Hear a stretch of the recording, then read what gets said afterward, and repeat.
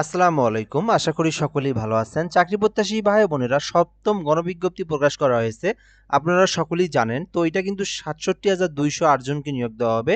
অর্থাৎ ৬৭,২০৮ জন শিক্ষককে নিয়োগ দেওয়া হবে। যেখানে স্কুল কলেজে ২৯,৫৭১ জন, মাদ্রাসাতে ৩৬,৮০৪ জন, এছাড়াও কারিগরি ও ব্যবসা ব্যবস্থাপনা প্রতিষ্ঠানে কিন্তু ৮৩৩ জনের কিন্তু নিয়োগ সার্কুলার প্রকাশ করা হয়েছে।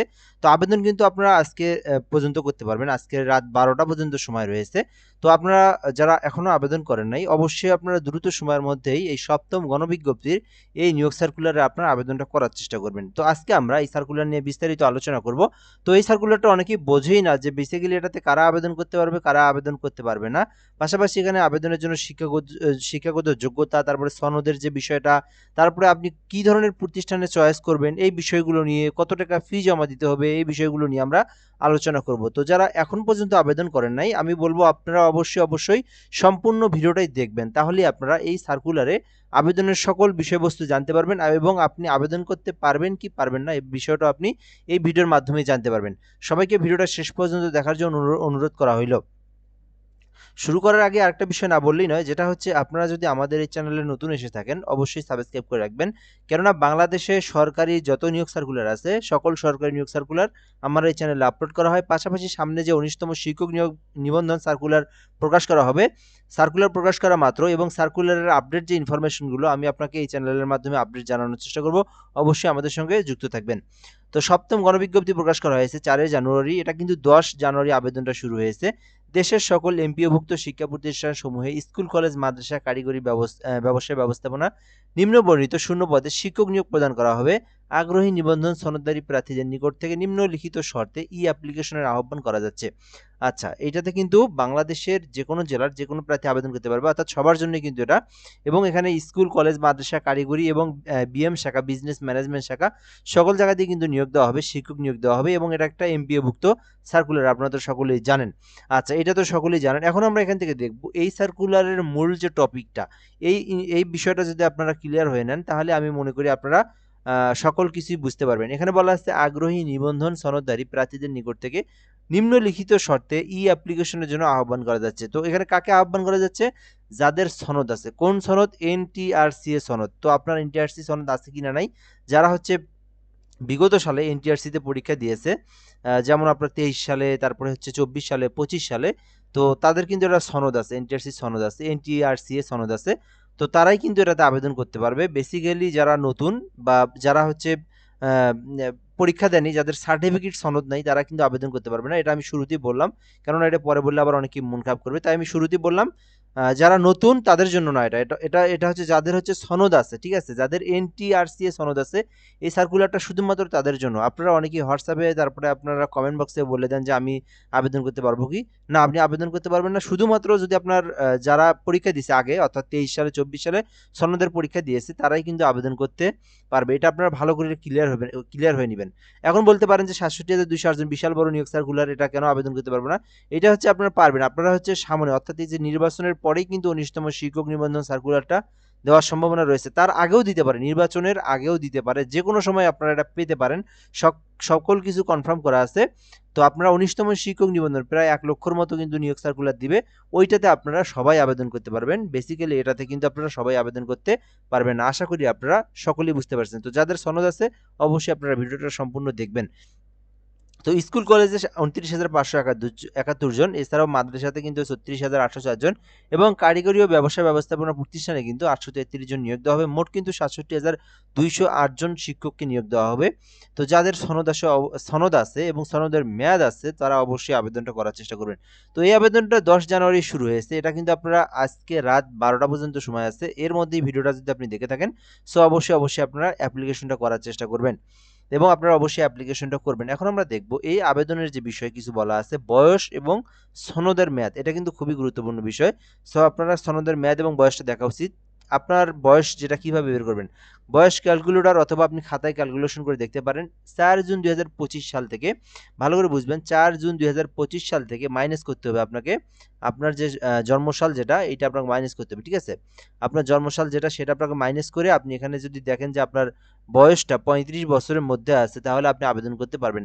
আজ থেকে কিন্তু যদি আপনি মাইনাস করেন, অর্থাৎ আজকে হচ্ছে 17 তারিখ, 17 তারিখ থেকে যদি মাইনাস করেন তার মধ্যে যদি, তাহলে কিন্তু হবে না, এটা আপনাকে মাইনাস করতে হবে 4 জুন 2025 তারিখ থেকে মাইনাস করতে হবে। যদি 35 বছরের মধ্যে বয়স থাকে তাহলে আবেদন করতে পারবেন। এখন দেখবো আমরা আপনার যে সনদ আছে, এনটিআরসি এর যে সনদ আছে, এইটার আপনার মেয়াদ কতদিন? এইটার মেয়াদ কিন্তু 3 বছর। এই সনদের মেয়াদ 3 বছর। এইটা আবার মাইনাস করতে হবে 1 জানুয়ারি 2026 সাল থেকে। আপনার যে ফলাফল বের হয়েছে, এনটিআরসি সনদ যে দিনের ফলাফল বের হয়েছে, সার্টিফিকেটের যে রেজাল্ট বের হয়েছে, সো ওই রেজাল্টটার তারিখ মাইনাস করতে হবে। যদি দেখেন যে 3 বছরের মধ্যে আছে, সো তাহলে আপনি আবেদন করতে পারবেন। এই বিষয়গুলো আপনারা অবশ্যই ভালো করে বুঝবেন এবং খেয়াল করার চেষ্টা করবেন। এখন আমরা দেখব আবেদনের কিছু শর্তাবলী দেওয়া আছে। আপনি কিভাবে আবেদন করবেন? আবেদনের জন্য ngiteletalk.com.bd এই ওয়েবসাইটে প্রবেশ করে আবেদন করবেন। তো দ্রুত সময়ের মধ্যে কম্পিউটারের কোনো একটা দোকানে গিয়ে যাবেন, যাওয়ার পরে আপনারা আবেদনটা করার চেষ্টা করবেন। সকল ডকুমেন্টগুলো নিয়ে যাবেন।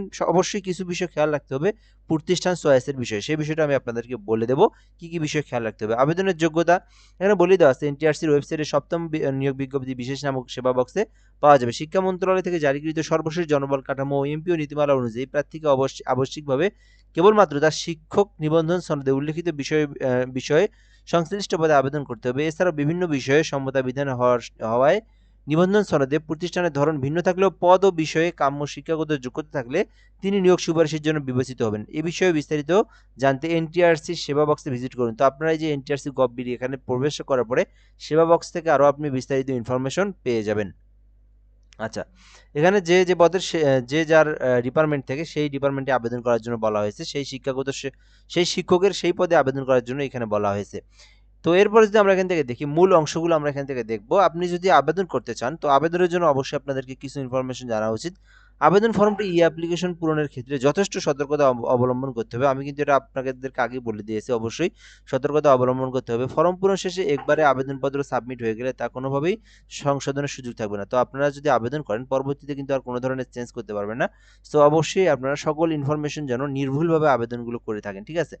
প্রত্যেক আবেদনকারী ভিন্ন ভিন্ন নিবন্ধন পরীক্ষায় অর্জিত একাধিক নিবন্ধন সনদ প্রাপ্ত হলেও একই পর্যায়ে স্কুল 2 এবং স্কুল কলেজ একটি মাত্র সনদে আবেদন করতে পারবেন। প্রতিটি পর্যায়ে স্কুল 2 স্কুল কলেজ আবেদনকারীকে নির্ধারিত 1000 টাকা ফি প্রদান করতে হবে। তো আবেদনের জন্য কিন্তু আপনাদের 1000 টাকা ফি দিয়ে তারপরে আপনাকে অ্যাপ্লিকেশনটা করতে হবে, অর্থাৎ 1000 টাকা ফি দিতে হবে, ঠিক আছে? এটা আপনারা কিন্তু 18 তারিখ পর্যন্ত দিতে পারবেন। ফি আপনারা 18 জানুয়ারি পর্যন্ত দিতে পারবেন, ঠিক আছে?